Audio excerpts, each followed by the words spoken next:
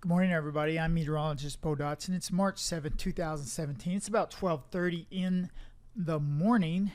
We've got a line of thunderstorms moving towards our area. We've also got very strong and gusty winds. Now, some of these winds are because of a very tight pressure gradient. We look here at these lines, these blue lines. These are equal lines of pressure, and the tighter those are, the stronger our winds. Let's just flip on the wind real quick here. Now, we have had reports of 50 to 57 mile per hour wind gusts over southern Illinois, 30 to 40 miles an hour over southeast Missouri, mostly in the 20s and 30s for western Kentucky, strongest winds over southern Illinois. Now, some of this is causing power outages, some broken tree limbs, and even a few trees down. These are not thunderstorms winds, and these are not associated with the squall line to our west. Let's go ahead and turn off the wind. So here we go. We'll look at this squall line. These red boxes, those are severe thunderstorm boxes, severe thunderstorm warning boxes. And the purple, those are tornado warnings. We see a couple of supercells here in front of the squall line. Let me turn off the watches and warnings. Here's your squall line of thunderstorms along an incoming cold front. These are supercells here over northern Arkansas, perhaps south central Missouri. Not really anticipating supercells over southern Illinois, West Kentucky, northwest Tennessee. We will have to watch this area right back in here towards Butler County and westward. The atmosphere is more unstable. The atmosphere is quite a bit more stable over southern Illinois, West Kentucky, northwest Tennessee. It is more unstable the further west you go.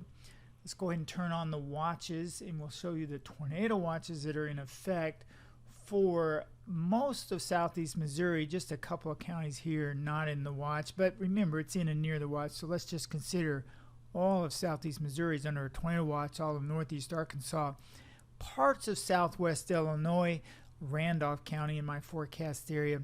Other counties not in a watch. Now, the Storm Prediction Center are thinking about issuing a new watch for most of southern Illinois, parts of West Kentucky, West Tennessee, the Boot Hill, probably parts of northeast Arkansas as well.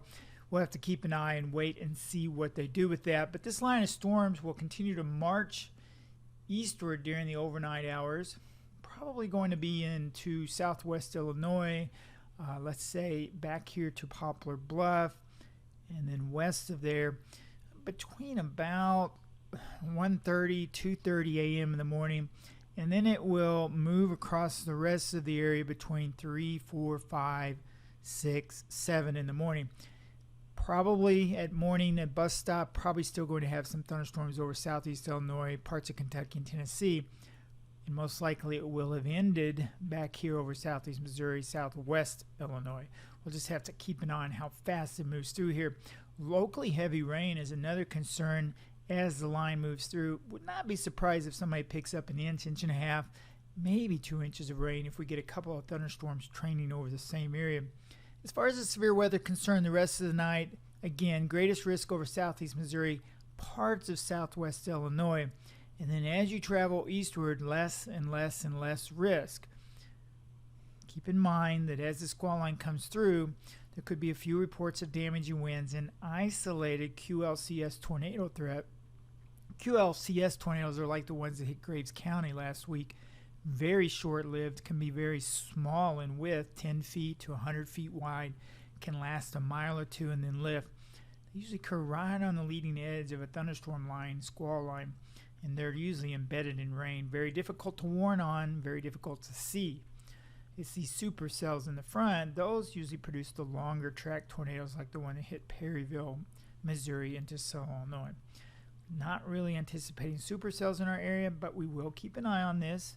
As the cold front nears, we may see a few more storms form, and if any storms do form ahead of this squall line, they could become severe, maybe some large hail. We'll have to keep an eye on the tornado risk. That's mostly over southeast Missouri, southwest Illinois. I'll be on Facebook on the Bo Dotson Weather Facebook.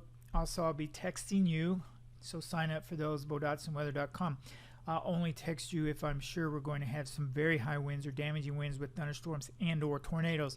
Otherwise, at this time of the night, I will not be texting you.